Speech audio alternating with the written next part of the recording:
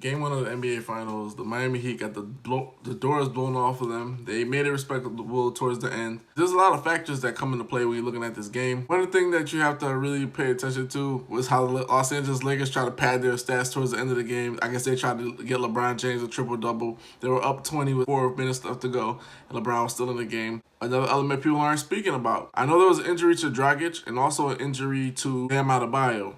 His shoulder. He leaned his shoulder into Howard, and he re-aggravated the shoulder. The MRI result back negative. What that tells me is that he got out of character in this game. The Lakers had a lot to do with taking him out of character, and the injuries played a role in the second half.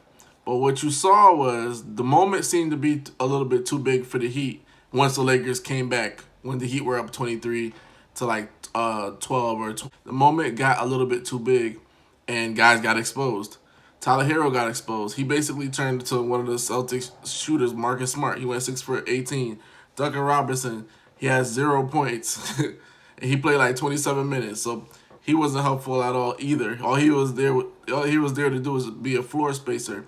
Jimmy Butler didn't play that well. Like in terms of his standard, he scored 23 points, but defensive wise, he really couldn't really defend LeBron. And the tactic that Eric Spoelstra initiated initially, it worked. They went up like 23-12. They put Crowder in the corner for him to shoot threes, and they were shooting threes and doing well. The problem was they weren't ready for the Los Angeles Lakers counter, which is heavy pressure and being physical. You look at one of the things that they were physical on the boards. I rebounded the Miami Heat by 18, 54-36. The Lakers went on the 75 to like 30 run. I don't even know how could you count that as a run. Basically blew him off the floor. And one of the key elements in that was LeBron James was on the bench. It was a game, but it wasn't that good due to the fact that once the injuries took place, that kind of deflated the Miami Heat. But the Miami Heat were already deflated once the Lakers came back. Once they came back, and the score was 31-28, and then in the second quarter, things started unraveling. They tried to play that zone really quick. That started unraveling. They started missing their rotations. And one of the key things, so shocked that, it was hard for Miami to score and everything. It was always hard for Miami to score. The only thing that they did well was they made it hard for the other team to score as well. They're like, well, Miami Heat, they're not really a good shooting team. They've never really been a good shooting team in terms of overall, in terms of the playoffs or whatever. What they did really well is they hit key threes and key moments. People need to really pay attention to that. They went 12-3 because of a gimmick, the zone. And that's what really disappointed me about the Bucks. Disappointed me about the Celtics. The zone was a gimmick, and they acted like they couldn't figure it out. The Lakers are showing you how to play against it. But one thing I want to caution everybody against with this big Game 1 win, Anthony Davis dropping 34 points. He was really a big X factor for the Lakers. One thing you really got to pay attention is both these teams are going to play like this next game. You know what I'm saying? So the Heat aren't going to shoot as terribly as they did overall. And the Lakers aren't going to stay hot from three. Even though they scored 11 threes in the first half, what they make in the second half, 4. They didn't need to shoot them because they were getting everything, their bread and butter inside. But Spoelstra's going to have to figure out a way to slow the game down, to allow the Heat to really take advantage of, if they get a lead, to be able to play zone. And a lot of the shots I saw Duncan Robinson missing, a lot of shots that I saw Tyler Hero missing were shots that they would normally make. That's one thing that they really got to be encouraged about. It's always just one game. People kind of overreact to game to game. They're like, oh, this shit is over.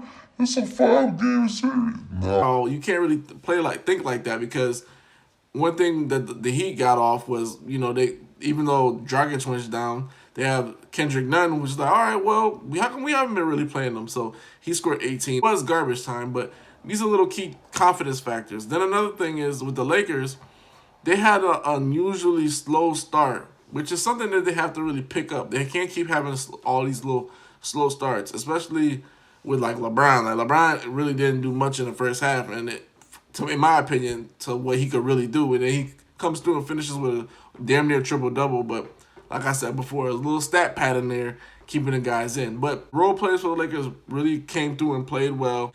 Danny Green played really good defense. Caldwell Pope played good defense. They didn't allow the shooters of the Miami Heat to get off. And just the size factor really played a role. When you're getting out-rebounded by 18, You know you're giving up second chance points. You're giving up possessions. And that's what happened with the Heat. Once they got down, they had to try to play fast, and that really didn't work in their favor. Just one game. I want to preface that. Like, the Heat saw something that worked in the first quarter. Hey, even though it was brief, short-lived, if they could put lightning in a bottle and look at that tape and say, this is what we were doing. This is how we're playing. Look. I mean, Anthony Davis, of course, to me, if they win, he's going to get the finals MVP. He's unstoppable in the paint, rebounding-wise, defensive-wise. He's, like, all over the place.